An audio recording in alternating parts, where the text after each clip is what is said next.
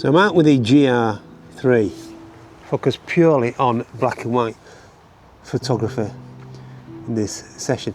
Now, black and white photography can help the beginner when you're new to the art, because what it does, it takes away the element of colour, allows you to focus more on form, textures and compositions, and not only that but light as well, and how the light and the shadows fall on the land, and that overall can improve your photography. And this is a good example. Play of light falling on different shapes, and you've got different textures. Look at this, the light bouncing off metal. Beautiful, creates some lovely, lovely contrast.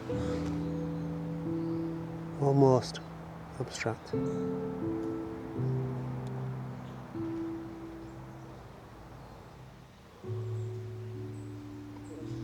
Lovely weaving lines. The only challenge I have is making sure the background doesn't distract from the key focal point. That's proving difficult.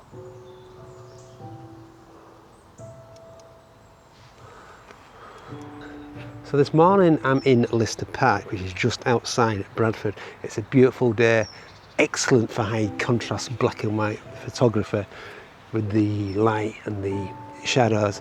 Now, black and white photography, especially my preferred approach, where it sees high contrast, helps to get a deeper understanding basically of light and shadows, one of the key elements of photography. This place is just a plethora of different textures, different shapes, lines, foliage, then you've got the man-made structures as well. Camera is set on high contrast black and white, with each individual setting cranked to its highest, i.e. shadows, highlights. The key thing for this style is it's metered on the highlights. So high contrast black and white mode metered on the highlights, bringing in those deeper shadows.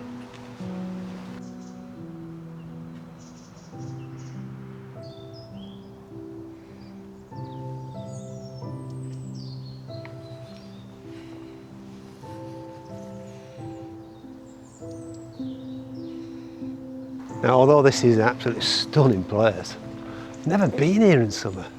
Beautiful. Look at that maple. If we come here in autumn. But yeah, it's a stunning place. However, it doesn't work in black and white because, oh, squirrels hanging from the tree, because you're not getting that contrast.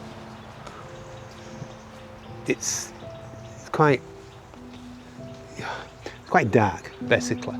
Every now and then you get splashes like that.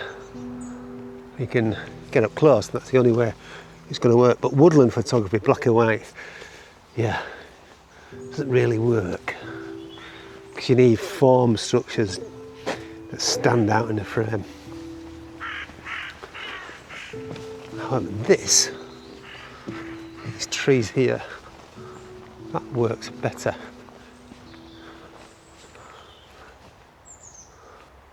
Quite abstract.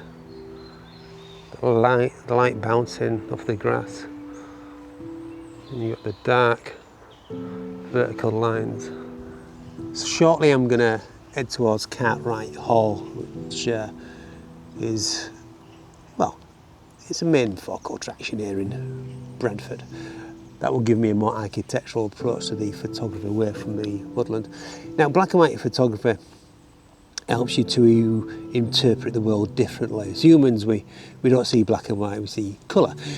However, that's where the back of the LCD screen comes into play. If you don't use the LCD screen, then you've got the EVF, if you change to a monochrome profile. But yeah, it really does give you a good sense of what works and what doesn't. And it doesn't always work, as I said. Woodland doesn't.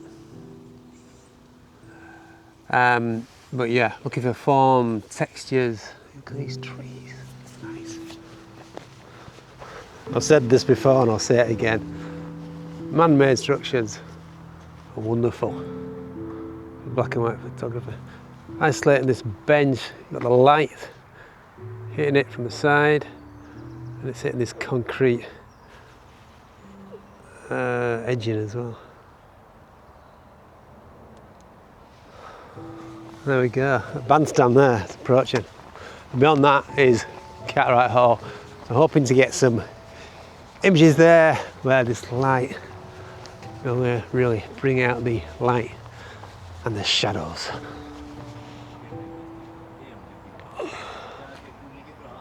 Now, the more you shoot black and white photography, you do get a sense of what works and what doesn't.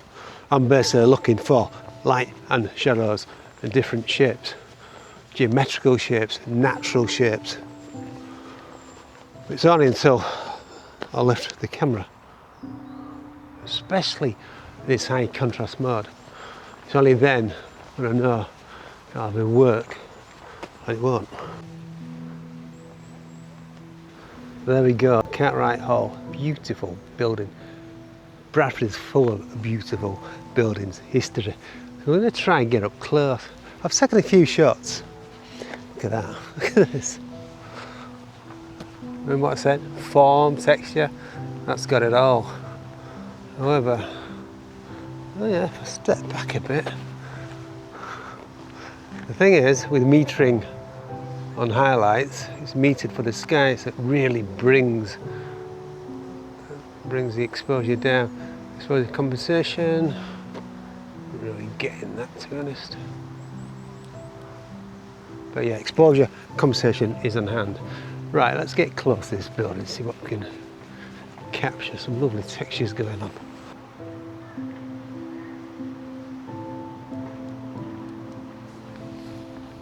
Got to go back to this tree. Look at the light on the side. This is where, yeah, it's a good example. It's not really working. Crank it up, look at that. Increase the conversation. A bit too much, but I just want that light.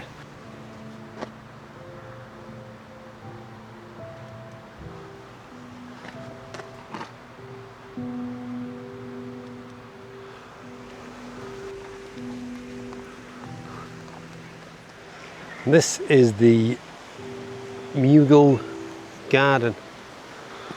I think it's designed off the back of the idea from Taj Mahal. I think that's what I'm getting anyway.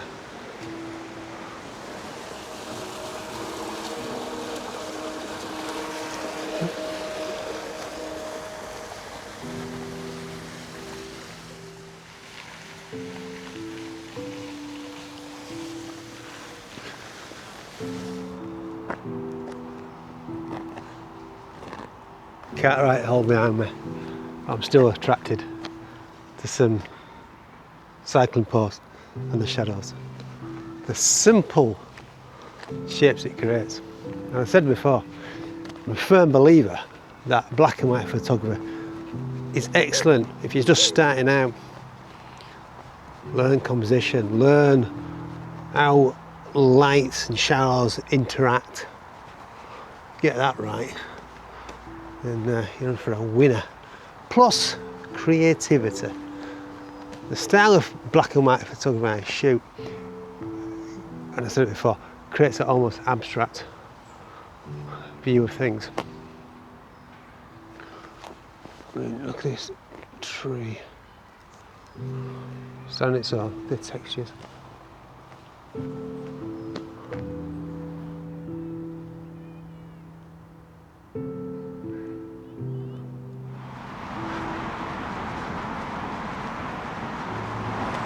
The important part to remember in this style of photography, a high contrast black and white, is it doesn't always work. It doesn't always work for all scenes, so you've got to be selective. That's what makes it better, because when you do get a decent image, it really does stand out.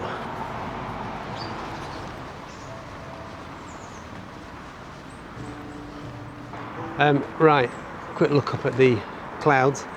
in and out, drifting in and out. How you contrast black and white photography works best when the full sun is out, deep shadows, highlights. But I've done a full circle of the park, very good. So I hope you learnt something. I will always promote this style of black and white photography. Gives something different, gives that abstract feel for things. But remember, it doesn't always work. So be selective in your imagery. Always look for form, texture, and light and shadows. It's come out again.